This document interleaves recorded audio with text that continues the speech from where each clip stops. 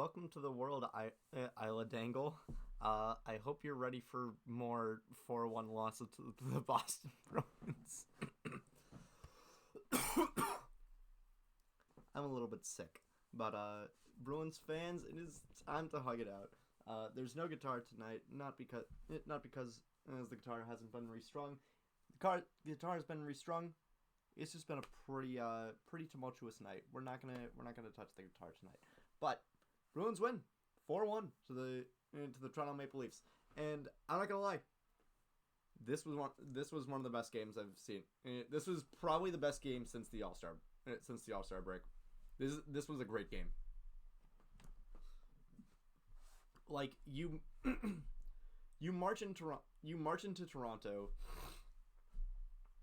having just played undeniably the worst game of hockey that you've played all season. Like that game against the Islanders, easily the worst hockey that the Bruins played all season. And the Leafs, on the other hand, have won 9 of 10. Leafs are a good team. We love to joke about how they're a little brother, but I keep saying, whenever people were like, oh, the Bruins own the Leafs, there's a reason why all 3 of our series against them go to 7. There's a reason why all 3 of the series went to 7. And if they weren't so evenly matched, they would have been those would have been gentlemen sweeps at the very best. But man, amazing game tonight. And you know what made the game amazing tonight? The top lines actually showed up. Pasternak with 3 points tonight. Jake DeBrusk with his first goal in what feels like forever. He had a multi-point game tonight. Pavel Zacha with not just his I think his first goal since like either just before the All-Star break or just after the All-Star break. Zacha was hamstrung for a goal, and he got 2 of them again tonight against Wool. Well, great job from him. Honestly, I was kind of banking on a JVR goal tonight. I didn't actually put money on it because DraftKings fucked me. But yeah, amazing game from the Bruins.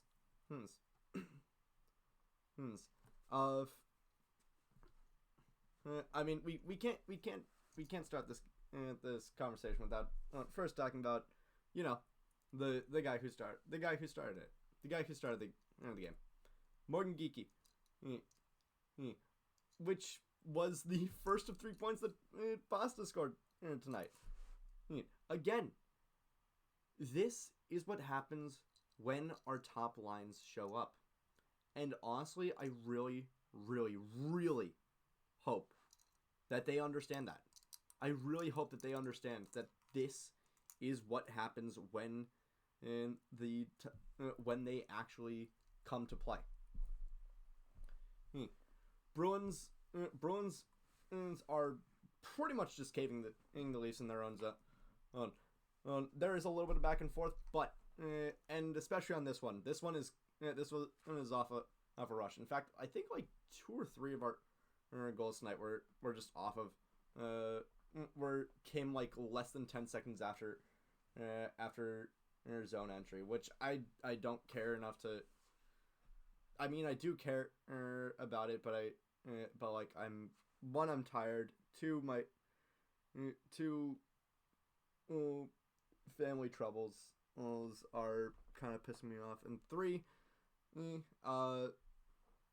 I'm still sick, so I do not feel like going back and watching through all the footage leading up to the goals to be like, yep, within 10 seconds, not within 10 seconds or not within 10 seconds, but amazing game, but This one, Pasta has the puck, and he's sending it. Actually, no. This one was not within 10 seconds of going into the zone, but it was Pasternak firing right from the spot. And this is what's so great about it. This is what's so great about our top line running. This is what's great about our top line functioning. Pasternak, when he's on, he is impossible to read. He's impossible to read. Because every single person read that as a shot. Everybody read that as a shot on goal.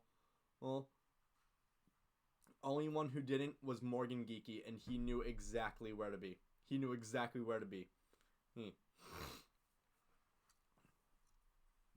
Now, the thing is now Pasternak is not as good as Marchand at disguising his shot. I've seen someone break it down. The way that Marchand looks, the way Marchand looks off his shot, is pretty much the exact same as when he looks off his pass. And it's why he's been so elusive for his entire career. But like Pasta, he's so good at it that you're almost forced to respect that. You're forced to respect that. You're forced to respect that shot. It's almost like with us. It's almost like with us against the Leafs. No matter what, even if you don't think, even if there's even the slightest inkling that he's not going to shoot, you almost have to respect whatever Matthews does because he's insane. It's honestly kind of a miracle that he didn't score tonight. Which, by the way, finally, our defense decides to show up for Jeremy Swayman. But in any case, we actually got to talk about the Geekie goal. Pasta fires it, and Geekie is exactly where he needs to be, and he just chips it up past Joseph Woll. 1-0 Bruins, and a little bit later, we get Zacha on it. Zacha scores the first of his two. And it is kind of a chippy game. This is a pretty clean game actually. Like there weren't many penalties this game. Going on ESPN right now. To like fact check that. Bruins took 4 penalties to the Leafs too, but even still the Bruins played pretty damn well. And hey, Zacha's first goal came on the power play, which a power play goal in this economy. And believe it or not, we almost had a few really good opportunities on the penalty kill as well. Kevin Shattenkirk when he took his penalty, Jake DeBrusk almost immediately was gunning right for net. I think he had like 2 or 3 shorthanded shots on goal, which insane. It's insane that he didn't score in that, and that is what I love about him. People keep saying, "Oh, Jake, he's such a bum. Oh, he's such a bum. Get him out of here. Send him to Calgary. Give us Hanifin." First of all, Hanifin is not going to solve. Noah Hanifin is not going to solve our problems on defense. So you can say that he's a top 4 defenseman, and the reason why he's a top 4 defenseman is because he generates enough offense to where his defense is allowed to slip a little bit. The dude has more defensive zone turnovers than any defenseman on the Bruin has turnovers in any zone. And he has a similar expected goals against per he has non-ice expected goals against per 60 similar to forwards. You don't really get a guy like that for and call him defenseman. because he isn't, because he's not that great at defense. He's not that great at defense. Let's be perfectly honest. Second of all, Jake DeBrusk. If you would ask anybody during the Cassidy era, if there was any consideration of putting Jake on any of the penalty kill shifts, well, first of all, you'd be stupid because you'd be asking him to. Well, first of all, you'd be stupid for asking for thinking, hey, they should give less penalty kill time to Bergeron Marchand and Krejci and give it to DeBrusk.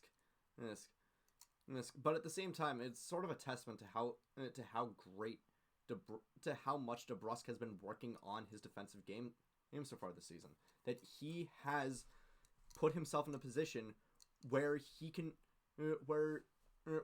not only survive on the penalty kill but also thrive. Second period it happens, and oh my god, an amazing, a really strong surge from the lead. It is a miracle that this didn't go in. Brandon Carlo just taps it aside and clears it.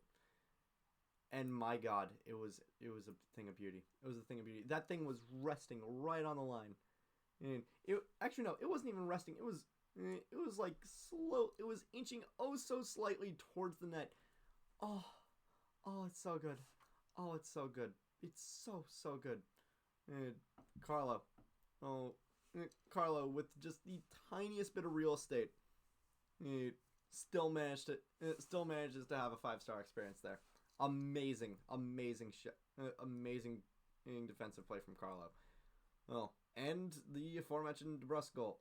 Well, and now we're up 3-0, and I'm like, great, we're up 3-0. How are we gonna freaking blow this one? Then a little bit into the third period, John Tavares gets gets a shot off a really bad off of a bad turnover. Swayman can't even really react to it, and that's 3-1. That's 3-1, and I'm like, damn it, this is where it happens, and it didn't happen. And that's the great part. Sometimes the other shoe doesn't drop. Sometimes the good times actually stay good times. And in fact, we get an amazing play from Pastrnak here on this last Zacha, on the second Zacha goal. Pastrnak just driving into the trapezoid, right into Gretzky's office.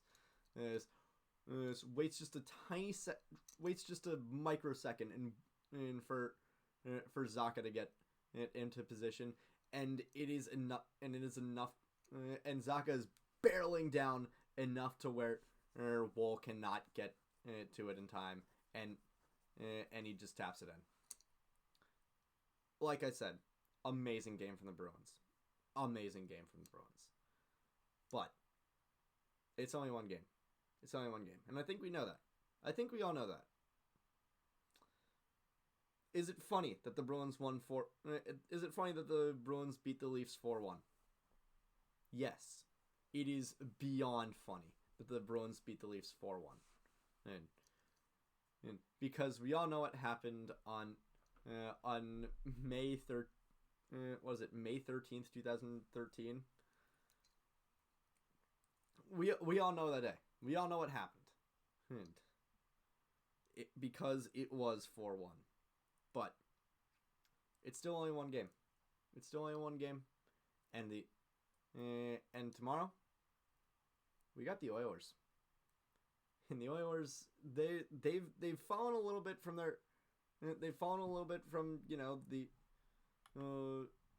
their 16-game win streak, but just checking on them a little bit, let's see them a little bit. their schedule.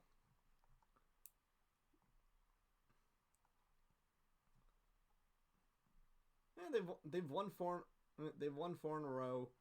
Oh, and before then, and they lost three in a row. Oh, so but the Oilers overall pretty have been pretty strong. The problem is they are working Stuart Skinner into the ground. They need, God knows they need it. God knows they need help. Because have the Oilers actually had a good goalie since like Grant Fuhr? Like legitimately, have they had a true number one goalie play for them for an extensive period of time since and like be their franchise guy? Because I know that the Bruins have had plenty of them, and hell, tonight we had one. Tonight we had one between the pipes. And I'm not saying franchise guy just for the sake of saying franchise guy. There is like significant. There is significant. There is some pretty decent reason to suspect that the Bruins might be looking to sign Swayman pretty long term. We're talking 8-year deal on this one. 8-year deal. Just a rumor, though. Just a rumor. I believe it when you see it. Well, at least believe the deal when you see it. Do not believe the rumor when you see it. But in any case, I'm gonna rest up. I need to drink water more. And I will see you guys again tomorrow. Take care.